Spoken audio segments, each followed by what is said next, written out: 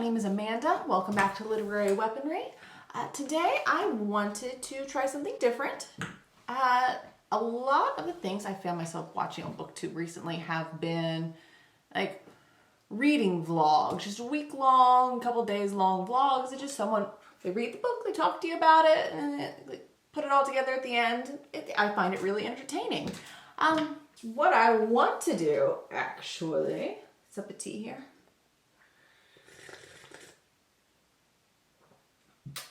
Ooh, a lot of my lipstick came off on that, look. Not an attractive thing right there. Ooh, ooh. However, I love this mug. My husband got it for me. I dig it. It's from Effin' Birds. I like it. It's a good thing. It's really, really hot though. Probably my fault.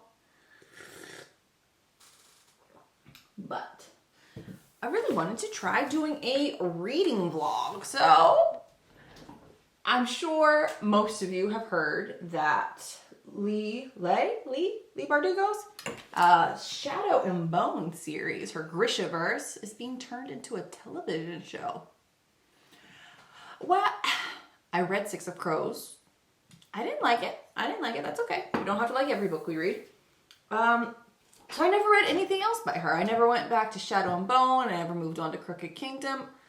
Read nothing else by Leigh Bardugo. But they're making this show. Everyone's excited about it. I was going, oh, whatever. It's a thing. And, enjoy it. Love it, guys. It's awesome. Happy for you. And then they cast Ben Barnes in the series. And now I'm going to have to watch it. I'll enjoy watching Ben Barnes, though. So I decided, if I'm going to watch this show, I might as well read the books that it's based off of, because everyone talks about the Darkling. If you haven't heard somebody talking about the Darkling, I don't know what rock you've been under. But what I'm going to do, I went to the library the other day, picked up Shadow and Bone, Leigh Bardugo, and I am going to do a reading vlog for this. This is my first time doing it. I'm a little nervous. I know a lot of my bookish opinions are not the popular opinions, so I'm a little curious how this is gonna go. But no, I have hope. So we will get started with Shadow and Bone by Leigh Bardugo, and I will, as I read along, I'll check in with you guys. We'll see how it's going. I really, truly hope that I enjoy this book more than I did Six of Crows. So let's see how it goes. Everyone talks about the Darkling, so I have hope. But everyone also talks about Kaz Brecker, and I didn't like him either, so I will check in with you guys soon. So I have been working on my Shadow and Bone reading. Lovely library book. I really went into it with incredibly low expectations because I really intensely disliked Six of Crows. So I really wasn't expecting anything from Shadow and Bone, but I kind of see what you guys were talking about. This book, so I'm around, what page am I on? I'm around page 100 right now. I'll create a bookmark here because, it's whatever's handy is a bookmark. But I'm at page 100 and I'm really enjoying this book. I expected it to be a lot like Six of Crows, because it's set in the same world, same author, etc., etc. But it doesn't feel at all the same. It feels completely different. I am genuinely enjoying this. Whenever I have to put it down, I don't want to. I want to keep reading. I love it. I do. I'm curious, in case you haven't read it, I might have some spoilers, so just be aware of that. But I'm just looking at my notes. I'm not looking at my feet or anything. I have, as I'm reading along, little notes in my notebook here. But I'm just so surprised. Everyone is talking about the Darkling. Oh, hold on. We have a guest. That's my puppy. Hi, Po. Hi, buddy. Yeah. You're a good boy. You're mommy's good boy. Yeah. Could you back up? Don't lick me, please. Don't. No, not in the face. Not in the face. Come on. Back up. Back up. People are looking at you. So I guess we just have Po here with us. But everyone talks about the Darkling, and I really... Oh, gosh. No one can even see me now, Po. Back up. Come on. Oh, he's too big. 100-pound German Shepherd. He's way too big. Get off my phone. But people talk about the Darkling, and I didn't understand why everyone was so low-key obsessed with him. I mean, most people seem to love him. It's a love or hate relationship. Oh my God, Po, come on. Goodness sakes, buddy. Get back. Get back. You crazy boy. You crazy boy. No, stay over there. But I'm really enjoying him. When he was first introduced, I loved his first scene. I absolutely loved his first scene. Because he didn't have to do it. He made an entrance without having to do anything. He's just sitting in this chair, a throne, I suppose. I don't know. In front of all these other people. And he didn't have to do anything. Just his presence was enough to make this huge impact.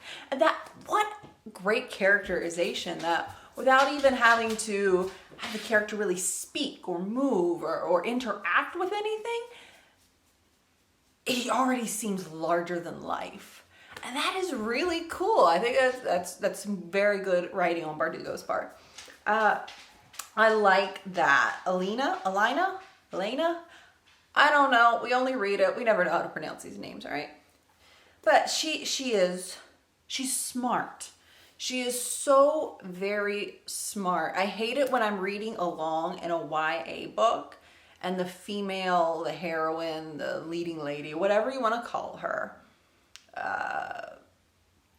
they get put in a situation that stresses them out and they just make the stupidest decisions possible. And I understand in YA, younger people are going to make poor decisions, but this is a young lady, a young woman, I suppose. I don't know how old she is. I probably should have looked it up. I want to say 17 or 18.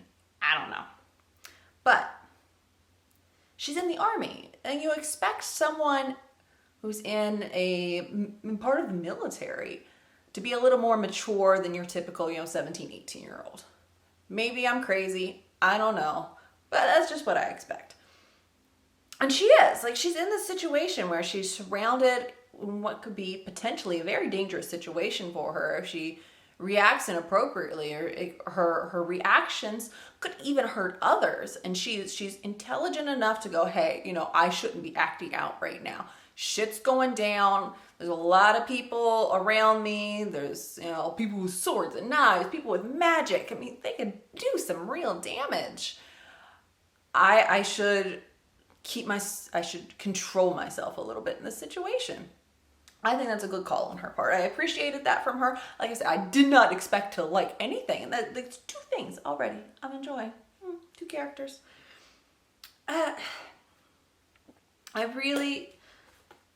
The Fold, I still am not sure what that was about. But I assume further on in the book we'll find out. But I'm really enjoying this, and I didn't expect to. And I have a lot to do today, but all I want to do is sit down and read more of this book. I cannot wait to pick it up again. So, I'll talk to you again soon.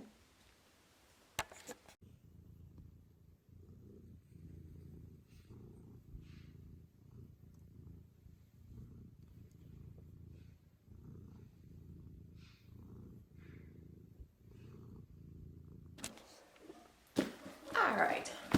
I am on about page 198, Shadow and Bone it's really reflecting badly. Oh, there we go. Okay. Page 198. I'm still liking this way more than I really thought I would. I did have a few thoughts that I wanted to get down here. Not sure how to say his name. I'm looking at my notes. I really, the apparat, I don't know. I'm going to call him a parrot because I find that funny. They're making him seem slimy and horrible and really creepy. But I get the feeling that he really is just maybe misguided. He has good intentions. He's really trying to be helpful. He just doesn't know how to go about doing it. Like he sees something or feels something is going to happen, and he's trying to talk to Elena. I don't know. Why are names so hard? Oh, I'm going to call her Elena. Whatever. I feel like he's trying to tell Elena about what's going to happen, but he doesn't quite know how to do it. He's really not good in social situations, as many of us are not. And he's trying to let her know how important she is, and that she's going to need to learn how to do these things because it's going to make a big impact. But he's just coming off as really creepy, and no one's seeing past that. I might be wrong. I'm only 54% through this book. So, I could be very wrong about that. The other thing, the first time she's eating, Elena, I'm never going to say her name the same twice. But the first time she's eating in a group with all the other Grishas, or the Grisha trainees, I suppose. And she's eating breakfast with them, and they give her herring. And she turns her nose up at it. Like, that seemed really odd to me for a girl who grew up as an orphan. Someone who probably never got all the food that she wanted. Never got, probably had to fight for her meals with the other orphans. And then she's turning her nose up at the food. And that came across as, I'm not sure. I didn't like it. I think it took out of her, made her character seem selfish and a little weak because of that. If you had grown up as an orphan, never being able to eat enough, wouldn't you be grateful for the food that you had? Maybe at the castle or whatever it was that she grew up at. I don't have the name of the place on me right now. But, of course, my cat's over there making a ton of noise because he's a little turd. Pogo! Pogo! Pogo! No, he's just going to be noisy. All right. Let me see. Genya. I love Genya. She is amazing. She's feisty. She's strong. She's obviously had a lot of adversity in her life. She's not treated well by most people. But she still seems like a genuinely good person. But to deal with people treating you badly, being disrespectful, whispering behind your back, and yet you kind of grow an attitude. You have to grow a thick skin for it. And it shows up a lot. It shows up in her attitude. She's very feisty. She's got a lot of personality. And I like that. I dig that about her. The other thing, the palace itself is described a whole lot. And it comes off as, I know, maybe it's supposed to be portrayed as beautiful. Maybe you're supposed to assume it's beautiful, It comes off as grotesque. I don't know. Maybe that's just me. It's so opulent and overstated and overdone that it's grotesque. And there's these people in farms and in the villages and near the fighting that are starving to death. Their homes are getting destroyed. But here at the palace, there's too much of everything. Everyone gets as much to eat as they want. They like to pretend that they're part of the... cat came to say hello. Whoop, Pogo. But he's such a pain. Oh, he's stealing my pencil now. You little turd, give me that. But they like to... Ow, ow, ow. Oh, he bit me. You little turd. What are you doing? What are you doing? Of course, both my pets ignore me most of the day, but as soon as I sit here to talk to you, they show up, because that's just how that works. But I don't even remember where I was. That must not have been important. The other thing, the Darkling. So you see everyone on Twitter and Bookstagram and on the blogs and YouTube or whatever. They talk about the Darkling a lot. He comes up in a lot of book conversations. And if I didn't know that he turned out to be a little iffy, a little weird, a little slimy, a little not good, I would be all over that. Because right now, he's shown as powerful, and that he's being kind to Elena, and he's caring and determined, and he wants to help save he wants to get rid of the fold so that everything can go back to a holly jolly good. Oh, look, we can get to the ocean, yay! That's what he's coming across as. If I didn't know better from everyone talking about him, I assume he's this really great guy. But I've seen you talking. I've looked. I know that he's really not everything that he seems, but I'm really enjoying his character. I think he's a lot of fun. And Mal, like, even though he's not part of this, he's not been part of the story for like the last 150 pages, but he still comes up a lot, and it's a little confusing. I'm assuming he comes back later to do something magnificent or whatever.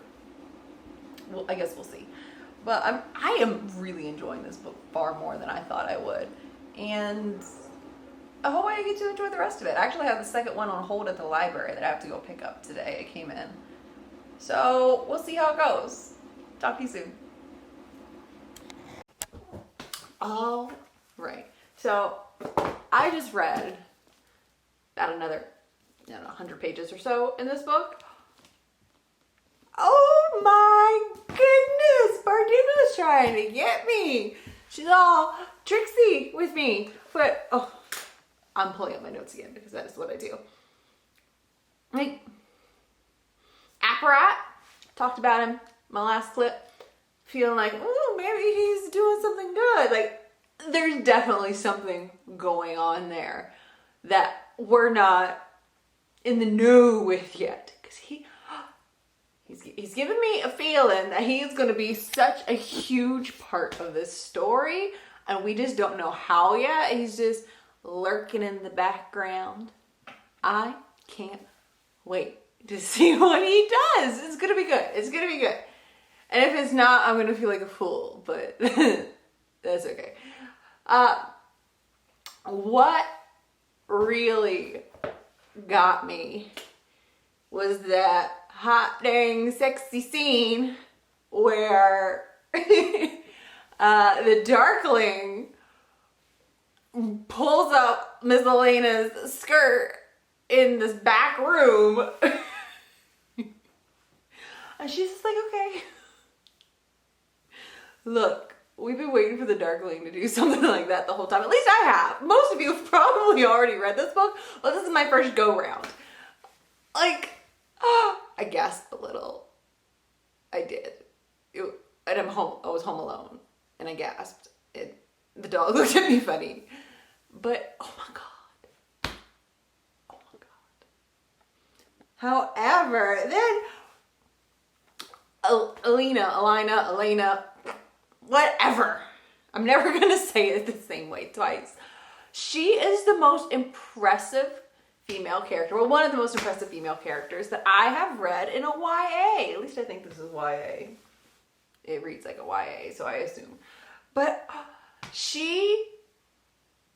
when she's presented with a choice where she has to either believe the Darkling and his intentions, or believe this other person, and that's been nothing but rude to her.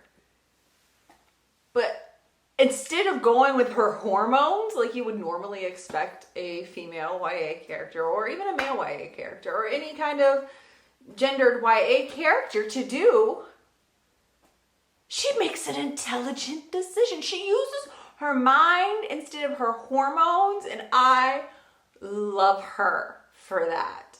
Like, she could have just believed the Darkling's spoken intentions for her to save the world or save their country, whatever. It's the world to her. She just could have believed him and done what he wanted, gone on her merry way, right?